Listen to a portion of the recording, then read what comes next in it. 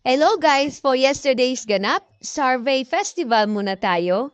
Sa kauna-unahang pagkakataon nga ay nagkaroon ng 500-kilometer adventurism ride sa Survey Festival 2024. Isa nga sa ating mga guest participant ay ang ating pambansang kamao, Senator Manny Pacquiao.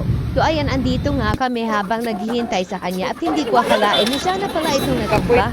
Tinulungan nga siya ng tallest man ng Sokchagen na itayo ang kanyang big bike. Pero mukhang hindi kakayanin. Mukhang napakabigat ang big bike ni Sir Manny Pacquiao. So ayan nga, mukhang hindi niya alam paano itatayo yung big bike ni Sir Manny. Bukod kasi sa mabigat ito, is mabigat din ito sa bulsa natin. Kaya nga, to the rescue na yung dalawa.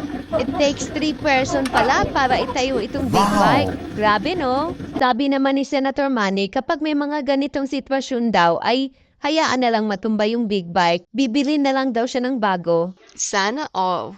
Joke lang po yun. Yung totoo, sabi niya, kapag may mga ganitong sitwasyon, hayaan na lang daw matumba yung big bike. Safety first muna. Safety yourself first muna.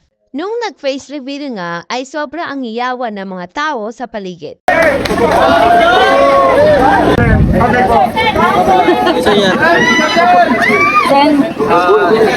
So eto nga yung close-up look ng big bike ni Sen Manny Pacquiao. Pagkatapos ng mga photo op ay nagpahinga muna si Senator Manny Pacquiao. Congratulations nga pala Senator Manny Pacquiao at natapos mo rin ang 500-kilometer adventurism ride ng Survey Festival 2024.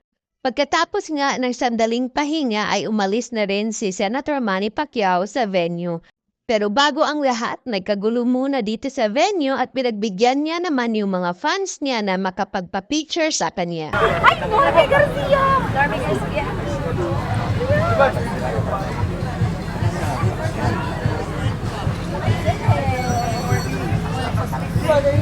Ay, Norby naman!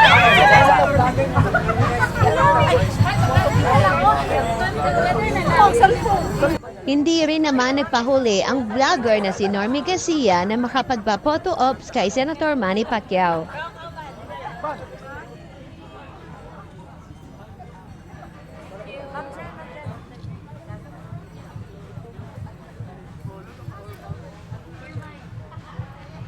So ayun, hindi na nga po sumali sa kanilang kaguluhan kaya nag-video na lang ako. Talaga naman, kitang-kita ang ngiti at saya ng mga fans ni Senator Manny Pacquiao dahil nakapagpa-picture din sila sa kanya.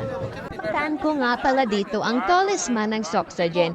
Siya po yung unang-unang tumulong kay Senator Manny Pacquiao para ipatayo yung big bike niya.